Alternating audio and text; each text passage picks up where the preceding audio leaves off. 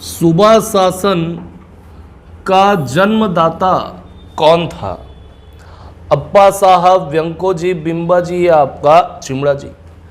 तो हम जानते हैं कि 1787 में बिंबा जी की मृत्यु और छत्तीसगढ़ में प्रत्यक्ष मराठा शासन समाप्त। उसके बाद 1788 से लेके 1818 तक छत्तीसगढ़ में चलता है क्या? सूबा शासन। तो जानको जी, जिसको रघु जी द्वितीय के नाम से भी जाना गया, ओके, रघु जी द्वितीय, रघु जी द्वितीय का पुत्र व्यंको जी। कौन? व्यंको जी। और उसका भाई अप्पा साहब। कौन? अप्पा साहब। तो लास्ट वीडियो में देखे थे कि बिंबा जी की मृत्यु के बाद इसके भाई मुधो जी का बेटा चिमड़ा जी कुछ समय के लिए छत्तीसगढ़ को संभालता है। उसके बाद जब चिमड़ा जी की भी मृत्यु हो जाती है तो छत्तीसगढ़ का बागडोर ये आपका रघु जी द्वितीय किसको सौंपता है? अपने पुत्र व्यंको जी को। तो व्यंको जी छत्तीसगढ़ नहीं आता, छत्तीसगढ़ को ठेके में दे देता है, सूबा बना देता है और वहां से सूबेदार नियुक्त करके भेजता है कहां पे? आपका छत्तीसगढ़ में। ओके, तो व्यंको जी के समय से छत्तीसगढ़ में क्या होगा? सूबा शासन लागू होगा। तो छत्तीसगढ़ में सूबा शासन का जन्मदाता कौन? व्यंको जी। कौन? व्यंको जी।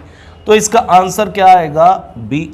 ओके, छत्तीसगढ़ में सूबा शासन कब से कब तक चला? तो 1788 से 1818। व्यंको जी 1788 से 1811 तक सूबा शासन को चलाता है। ओके, और अपने शासन के दौरान कहां से चलाएगा? ये नागपुर में बैठ के और छत्तीसगढ़ में नियुक्त करके भेजेगा किसको? सूबेदार को। तो ये अपने शासन के दौरान 3 बार छत्तीसगढ़ आया था। कितने बार? 3 बार। 1811 में बनारस में व्यंको जी की क्या हो जाएगी? मृत्यु। मृत्यु जब होगी तो पूरा का पूरा बागडोर अब सूबा शासन को कौन संभालेगा? व्यंको जी के बाद तो अप्पा साहब। तो 1811 से 1818 तक सूबा शासन को कौन चलाता है? अप्पा साहब। कौन? अप्पा साहब। तो छत्तीसगढ़ में सूबा शासन का सूत्रधार या जन्मदाता कौन? व्यंको जी। क्लियर है? चलिए अगला क्वेश्चन देखते हैं।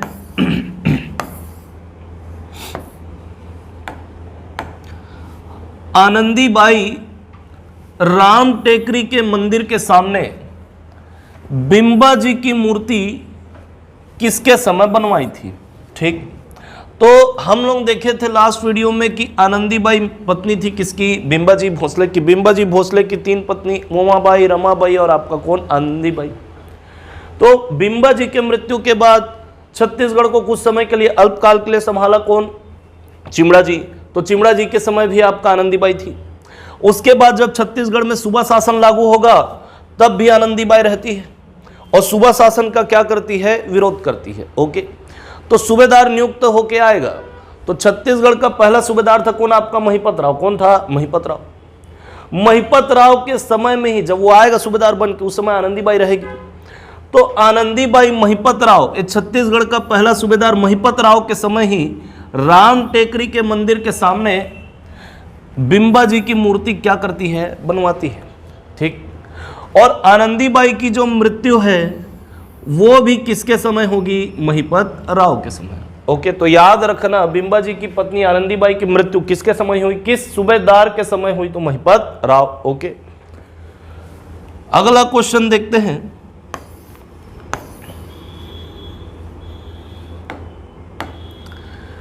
सत्रह सौ 1888 से 1818 तक मराठा सूबेदार कौन कौन थे? भास्कर पंत, विट्ठल राव दिनकर, केशव गोविंद, बिकाजी गोपाल।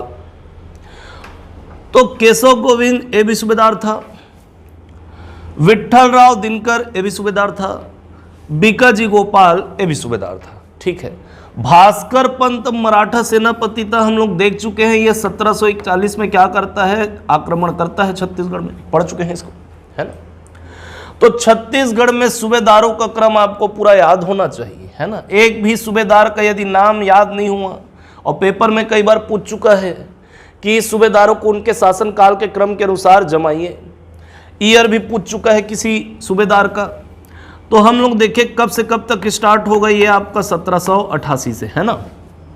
तो 1788 से 1790, 1790 से 1790 से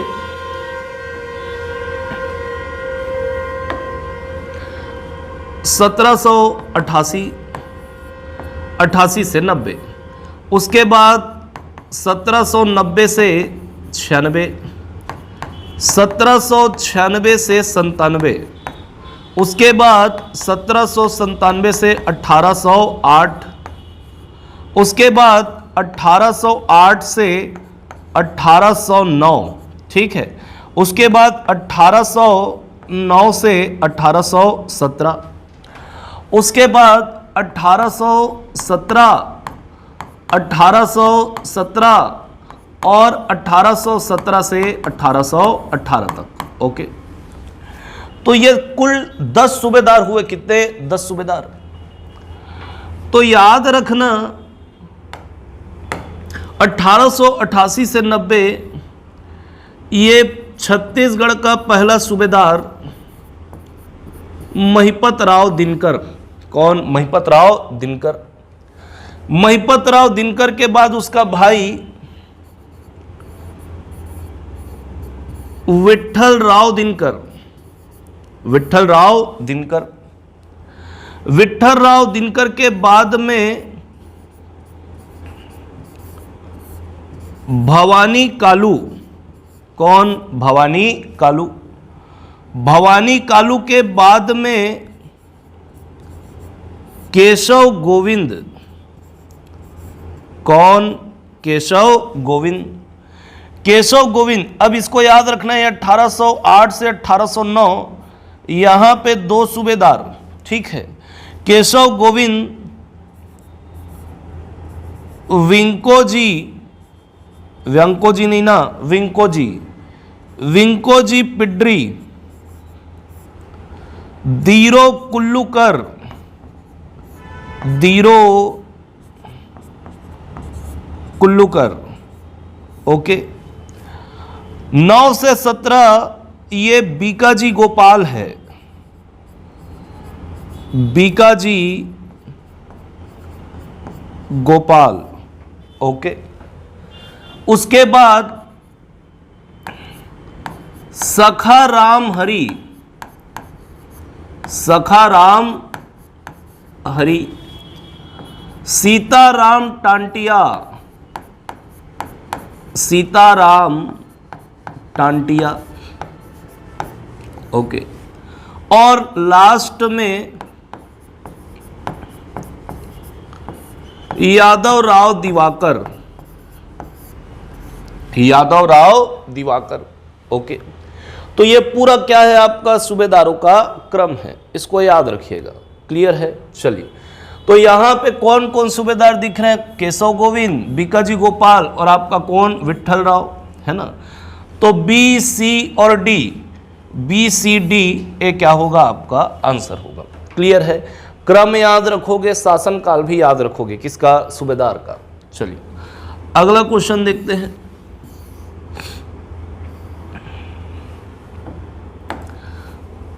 परगना पद्धति का जन्मदाता कौन था? महिपत राव, विट्ठल राव, भवानी कालू या डीन में से कोई नहीं। तो महिपत राव ये तो आपका क्या था? छत्तीसगढ़ का पहला सूबेदार। और अभी देखे अंतिम सूबेदार कौन? यादव राव दिवाकर, है ना। इसमें याद रखना पहला सूबेदार कौन? महिपत राव दिनकर। अंतिम सूबेदार कौन? यादव राव दिवाकर। सबसे लंबी अवधि का सूबेदार कौन? केशव गोविंद। देखे 1897 से 1808 तक चलेगा। ओके, सबसे कम अवधि का सूबेदार कौन? तो भवानी कालू। कौन? भवानी कालू, इसको याद रखिएगा। तो महिपत राव के बाद में जब विट्ठल राव सूबेदार बनता है, तो ये जब आए रहते हैं हम लोग देखे कि पूरा कलचुरी काल में, पढ़ेंगे आगे इसको भी, पूरा का पूरा, है ना। ये कितना गढ़ था? गढ़ व्यवस्था लागू थी, छत्तीसगढ़ थे। विट्ठल राव जब आएगा तो ये परगना पद्धति लेके आएगा और छत्तीसगढ़ों को 27 परगना में बांट देगा। ओके, तो छत्तीसगढ़ को 27 परगनों में बांटने वाला कौन? विट्ठल राव। परगना पद्धति को लागू करने वाला कौन? विट्ठल राव। परगना पद्धति का जन्मदाता कौन? विट्ठल राव। लेकिन परगना पद्धति का यदि सूत्रधार पूछे, क्या सूत्रधार, तो लगाओगे क्या आपका? बिंबा जी। क्या लगाओगे? बिंबा जी। तो परगना पद्धति का जन्मदाता है ना, और परगना पद्धति का सूत्रधार कौन? बिंबा जी। और जन्मदाता कौन? आपका विट्ठल राव। उसको लागू करने वाला कौन? विट्ठल राव। क्लियर है? चलिए, कितने परगने में बांटा? तो 27 परगना में, याद रहेगा। अगला क्वेश्चन देखते हैं।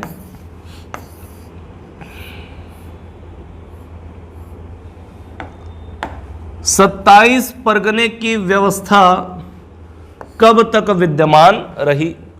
1811, 16, 18 या 1830? तो 27 परगने में बांटने वाला कौन? विट्ठल राव। कौन? विट्ठल राव। अब ये परगना का व्यवस्था कब तक चलेगा? 27 परगना का। तो 1811 में व्यंको जी की मृत्यु हो जाएगी। उसके बाद 1811, हाँ एक चीज याद रखना, व्यंको जी, ठीक है, व्यंको जी की मृत्यु कब? 1811 में।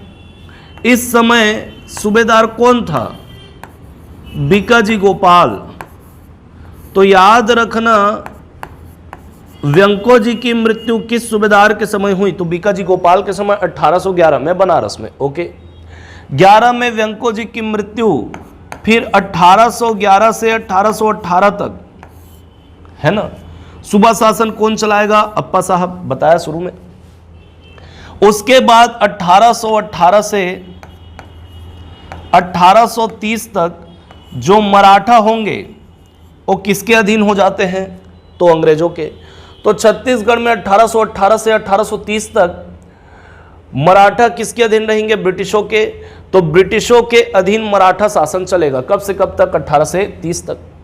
और छत्तीसगढ़ में नागपुर चूंकि हेडक्वार्टर था, नागपुर में रेजिडेंट्स की नियुक्ति की जाएगी और छत्तीसगढ़ में अधीक्षकों की। तो ब्रिटिश अधीक्षक आएंगे कहां पे? छत्तीसगढ़ में।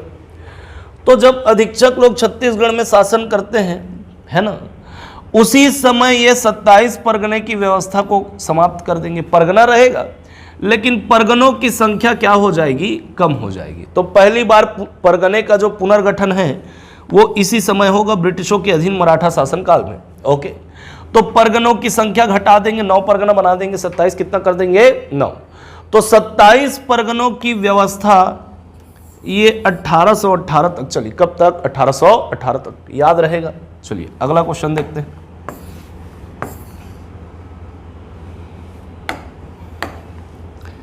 यूरोपीय यात्री लैंकी किसके समय छत्तीसगढ़ आया था?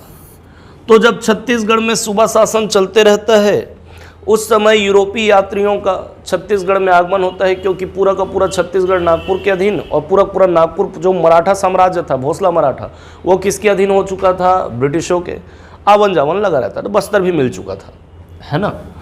तो यूरोपीय यात्री लैंकी किसके समय आया? महिपत राव, विट्ठल राव, केशव गोविंद या डी? इनमें से कोई नहीं। यूरोपीय यात्री लैंकी ये आया था किसके समय? महिपत राव के समय। कब आया था? 1790 में। कब? 1790। तो यूरोपीय यात्री लैंकी 1790 में महिपत राव के समय आया। महिपत राव के समय ही यूरोपीय यात्री आया था कौन? आपका फॉरेस्टर। कौन आया था? फॉरेस्टर। कब आया था? तो 17 मई 1790 को। कब? 17 मई 1790। तो इसको याद रखना, कौन किसके समय आया था और कब आया था। चलिए अगला क्वेश्चन देखते हैं। मिस्टर ब्लंट छत्तीसगढ़ कब आया था? ठीक, 1790, 95, 99 या डी? इनमें से कोई नहीं। तो कैप्टन जेटी ब्लंट जो था ये आया था आपका 1795 में। कब आया था? 1795। तो 1795 में सूबेदार कौन था? तो याद रखना, अभी बताया थोड़ी देर पहले, विट्ठलराव दिनकर। विट्ठलराव दिनकर, विट्ठलराव दिनकर के समय में ये 13 मई 1795 को जो कैप्टन जेटी ब्लंट है वो आया था कहाँ पे, छत्तीसगढ़ में, और नीचे बस्तर गया था, भोपालपट्टनम संघर्ष हो गए, ये भी पढ़ चुके हैं, है ना। चलिए अगला क्वेश्चन देखते हैं। सूबेदार केशव गोविंद के समय में कौन सा यूरोपीय यात्री छत्तीसगढ़ आया था? ठीक है, lanky, forester, blunt, Colebrook.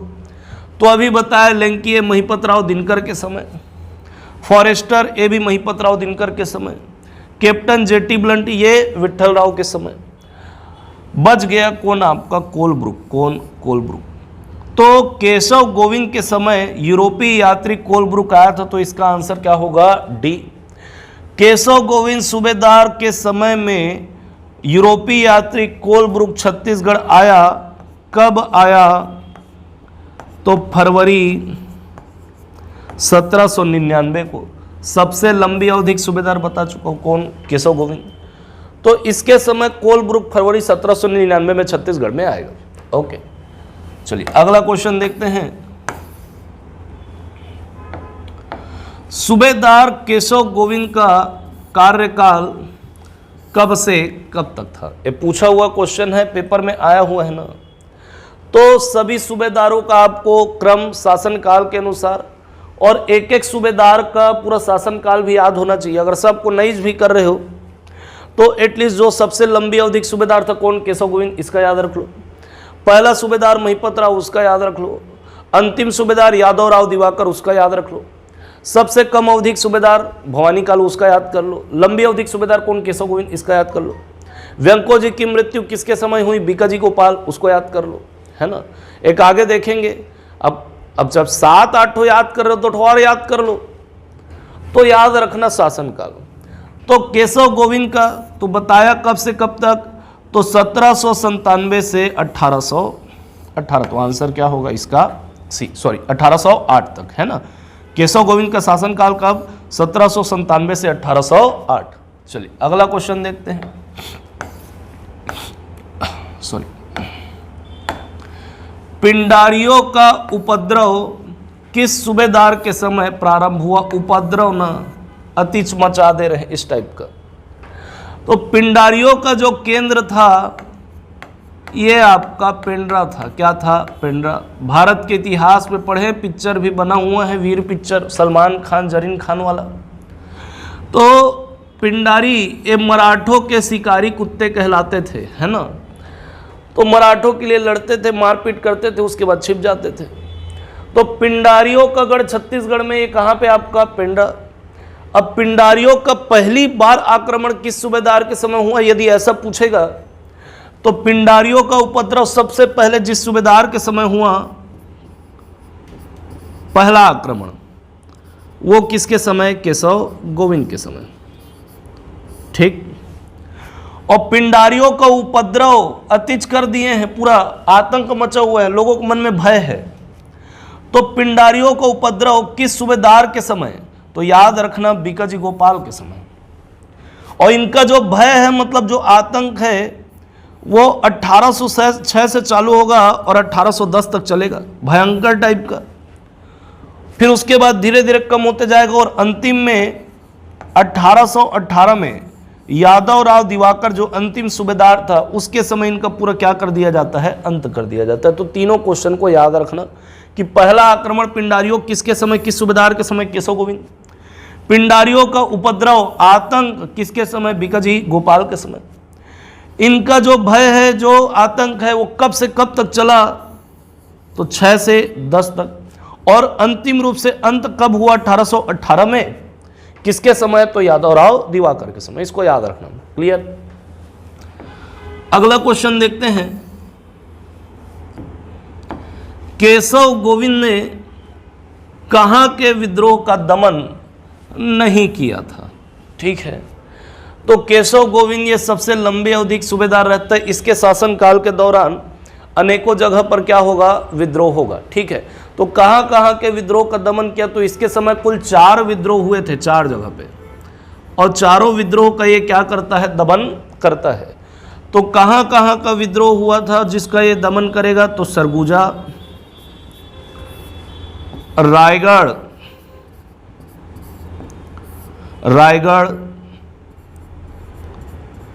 Sarangarh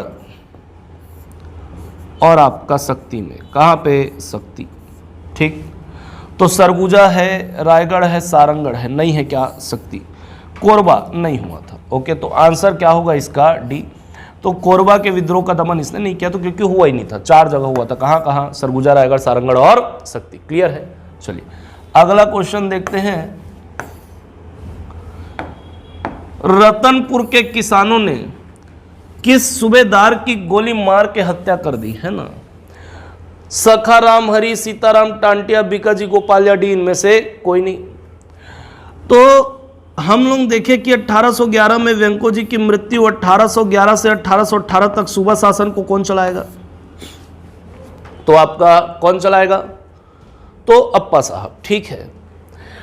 Nagpur में शासक रहता है रघुजी द्वितीय, उसकी मृत्यु के बाद, है ना, 1816 में ये रघुजी द्वितीय की मृत्यु, उसके बाद फिर शासन परसोन जी भोसला को जाएगा, परसोन जी भोसला की भी मृत्यु हो जाएगी। उसके बाद जो शासन है वो संभालेगा कौन? अप्पा साहब। तो 1816 से 1818 तक नागपुर सहित छत्तीसगढ़ को कौन चलाता है? अप्पा साहब।